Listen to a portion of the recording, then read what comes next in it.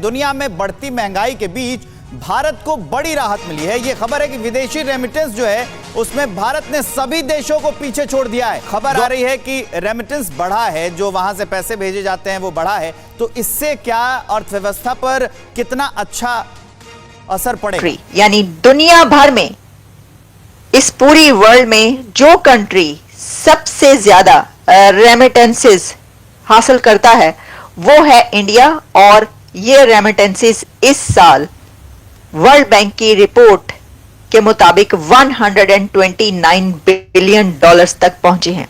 बड़ी ऑथेंटिक है। खबर ये है कि जो इंडियंस हैं around the world, they are one of the top source of remittance. तकरीबन 129 बिलियन डॉलर, 129 बिलियन डॉलर ये इनफ्लो आता है from across the world inside India, दुनिया में सबसे ज्यादा। लेकिन साथ ही साथ जो है वो काफ़ी खदशात हैं जिनका इजहार IMF ने भी किया व दीगर इदारों ने किया कि पाकिस्तान को अपनी ट्रेड पॉलिसी को रिविजिट करना पड़ेगा और कोशिश करनी पड़ेगी कि इंसेंटिवाइज करे एक्सपोर्ट इंडस्ट्री को और इंपोर्ट कर्टेलमेंट को बंद कर दे, यानी इंपोर्ट को फ्री इंपोर्ट अलाउ करे लेकिन एक्सपोर्ट्स को बूस्ट करे। इंडिया टॉप्स इन रेमिटेंसेस ग्लोबली। इंडिया दुनिया भर में पहले नंबर पर आया है रेमिटेंसेस वसूल करने वाला कंट्री, यानी and they are crossing every other country in the world. Mexican जो हैं they are sending 68 billion dollars back to Mexico. Largely जारी बात है वो उसमें अमेरिका में है। देन आप चाइना पे चले जाएं, चाइना में तकरीबन 48 बिलियन डॉलर्स जो है, जो चाइनीज दुनिया में रहते हैं, they send remittance to China. Then Philippine आ जाता है तकरीबन 40 billion dollar, Pakistan 33 billion dollar. जी दोस्तों, बगैर वीडियो तरफ जाने से पहले मैं बता दूं भी जितना कर्जा पाकिस्तान, पूरे पाकिस्तान पे है, जिसको अदा करने के, उसका इंटरेस्ट अदा करने के हमारे पास पैसे नहीं है, उतने रेमिटेंस जो इंडियन फॉरेन में गए हुए हैं वो इंडिया को भेजते हैं 130 अरब डॉलर।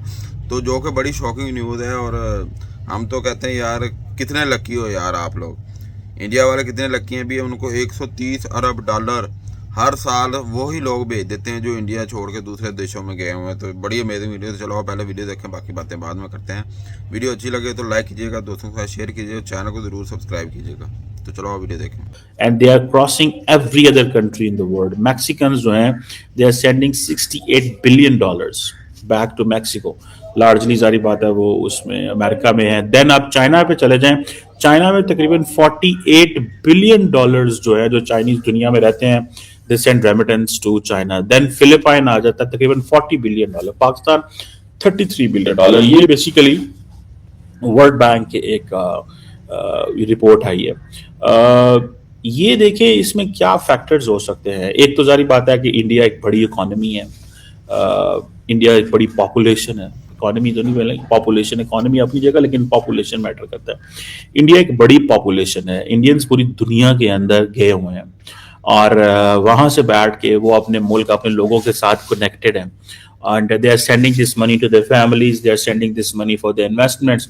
ये जो ओवरऑल इंडिया के हवाले से एक इम्प्रेशन जनरेट हो रहा है ना जी कि वहाँ इकोनॉमी बड़ी बेहतर हो रही है, basically this thing motivates the people. तकरीबन दुनिया के अंदर जो कहा जा रहा है कि तकरीबन दुनिया के अंदर 685 बिलियन डॉलर की रेमिटेंस जो जा रही है, ठीक है जी। और इंडियंस आपको पता है इनको एडवांटेज क्या है, they are the largest skill force है, ठीक है जी।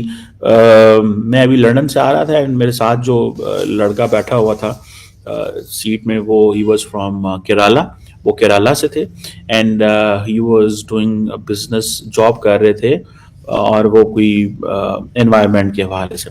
अब क्वेश्चन नहीं आता है कि जैसे मैंने पहले बताया कि स्किल फोर्स है, दूसरे नंबर पे Indian doctors, IT specialist, scientist, professor, economics, journalist, anyone, engineers, सारे के सारे they are making a lot of money, they are doing it a lot. और यूनाइटेड नेशंस का जो एक डाटा में देख रहा था, United Nations international migration highlights जो उसने शेयर की हुई थी कि मुख्तलिफ मुल्कों के दरमियान कौन कौन सा मुल्क जो है वो माइग्रेशन में है।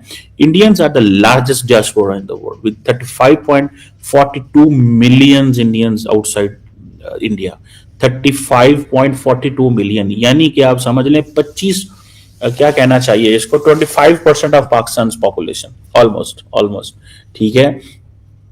तो अगर पाकिस्तान की पॉपुलेशन 20% चले कर ले, सो 20% ऑफ द पाकिस्तान पॉपुलेशन जितनी है वो तो इंडियंस बाहर बैठे हुए हैं, ठीक है जी। और ये सारे के सारे अब देखें जिस मुल्क में ये 35 मिलियन डाटा वो है जो रजिस्टर्ड है, जो अनरजिस्टर्ड है उसका तो हिसाब ही ना करें।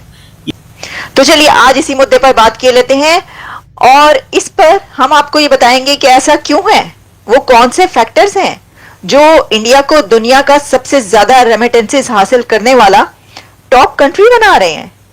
ये क्या वजह है, ये क्या है, तो इसके पीछे जो फिनोमिनन, जो रीजंस हैं, जो लॉजिक है, जो फैक्टर्स हैं वो भी आप तक पहुंचाएंगे। लेकिन पहले इसकी डिटेल्स।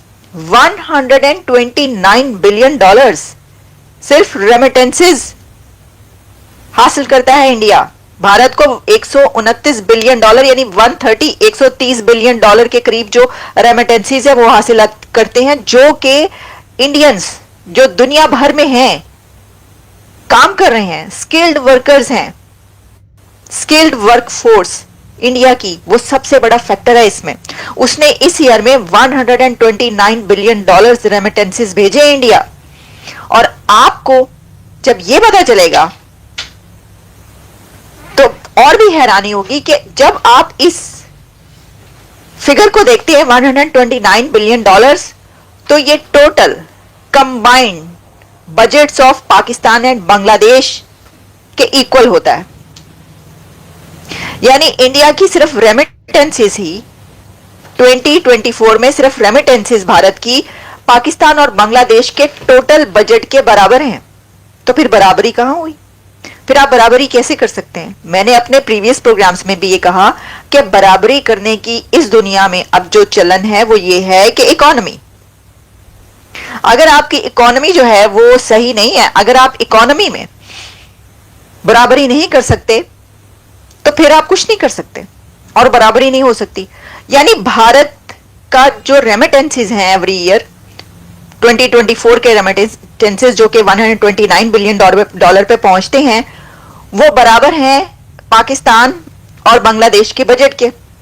अच्छा, अब आप कहेंगे कैसे, तो मैं आपको ये बता देती हूं कि जो बांग्लादेश है उसका जब आप बजट देखते हैं तो 68 बिलियन डॉलर्स और पाकिस्तान का 67 बिलियन डॉलर। तो 67 बिलियन डॉलर 68 बिलियन डॉलर्स को जमा कर लीजिए, 129 बिलियन डॉलर। तो जी दोस्तों, हमने वीडियो देखी, वीडियो में हमने देखा भी जो इंडियन है वो 129 या 30 अरब डॉलर हर साल इंडिया में भेजते हैं, जिसकी वजह से इंडिया को इंडियन करेंसी मजबूत है, जिसकी वजह से इंडियन इकॉनमी मजबूत है। अगर यही पैसे ना आए इंडिया में हर साल, तो इंडिया जो तेल इंपोर्ट करता है 140-50 अरब डॉलर का हर साल, तो उसका तो बहुत ज़्यादा खसारा हो जाए इंडिया को। तो इससे ये वादे होता है कि जो लोग अपने देश से बाहर जाते हैं और उधर से पैसे भेजते हैं, वो असल में अपने देश की खिदमत कर रहे होते हैं, क्योंकि उससे तो फिर देश की खिदमत हो रही है ना। तो पाकिस्तान में इसकी उल्टी मिसाल ली जाती है। पाकिस्तान में 33 अरब डॉलर भेजते हैं जो बाहर गए हुए हैं लोग।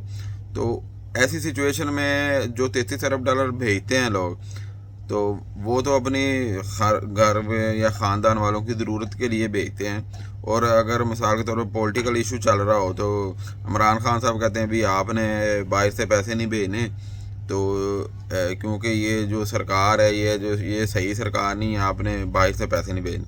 भाई देखें, अगर आप बाहर से पैसे भेजते हैं तो आप किसी भी पार्टी की खिदमत नहीं कर रहे होते, ना कि आप नून लीग की खिदमत कर रहे हैं, ना ही पीपल पार्टी कर रहे हैं, ना ही तहरीक इंसाफ कर रहे हैं। अगर कोई भी जो बाहर जाते हैं अपने देश से, तो अगर वो पैसे भेजते हैं तो वो असल मायनों में अपने देश की खिदमत कर रहे हैं। अपने घर वालों को तो सपोर्ट कर ही रहे हैं, लेकिन असल मायनों में वो अपने देश की खिदमत कर रहे हैं। क्योंकि पाकिस्तानी हैं वो 33 अरब डॉलर हर साल पाकिस्तान भेजते हैं। तो अगर हमारे खान साहब कह दें तो उनमें कमी भी आ सकती है, क्योंकि जो लोग अपने देश से बाहर गए हैं वो काफ़ी लोग जो है ना सपोर्ट करते हैं इमरान खान को, इमरान खान से मोहब्बत करते हैं, तहरीक इंसाफ से मोहब्बत करते हैं। तो इस वजह से जो हमारे सियासतदान हैं वो भी देश का नहीं सोचते, वो सिर्फ़ और सिर्फ अपने मफाद सोचते हैं। अपने जो उनके मफादात हैं, सियासी मफादात हैं, वो सोचेंगे। कभी देश का सोचते ही नहीं है, जिसकी वजह से पाकिस्तान इतना पीछे रह गया। अब देखें 129 अरब डॉलर इंडिया में आ रहे हैं, पाकिस्तान पे टोटल कर्जा है 129-30 अरब डॉलर, जिसका इंटरेस्ट अदा करने के लिए भाई हमारे पास पैसे नहीं है। हम वो इंटरेस्ट अदा करने के लिए और कर्जा लेते हैं। ये सिचुएशन है पाकिस्तान की इस वक्त। हमने किसी से 1 अरब डॉलर उधार लेना हो तो हमें उसके इतनी मिन्नतें हैं, इतने तरले, मैं कहता हूँ क्या कुछ नहीं हमें करना पड़ता। तो यही सिचुएशन है। अभी हमने कुछ अर्सा पहले IMF से 6-7 अरब डॉलर लिया है 6 से 7% इंटरेस्ट पर। तो वो भी इसलिए लिया है कि ताकि हमारी जो इकॉनमी है वो थोड़ी सी स्टेबल हो। डॉलर जिस तरह बढ़ रहा था 320-30 पे चला गया था, अभी 280 के करीब है। तो अगर इस तरह ही डॉलर बढ़ता रहता तो हमारा तो वैसे ही बेड़ा गर्क हो जाना था, क्योंकि आज से 3-4 साल पहले पाकिस्तान में डॉलर 105 रुपये का था। तो आज के वक्त में जो डॉलर है उसने 280 पे।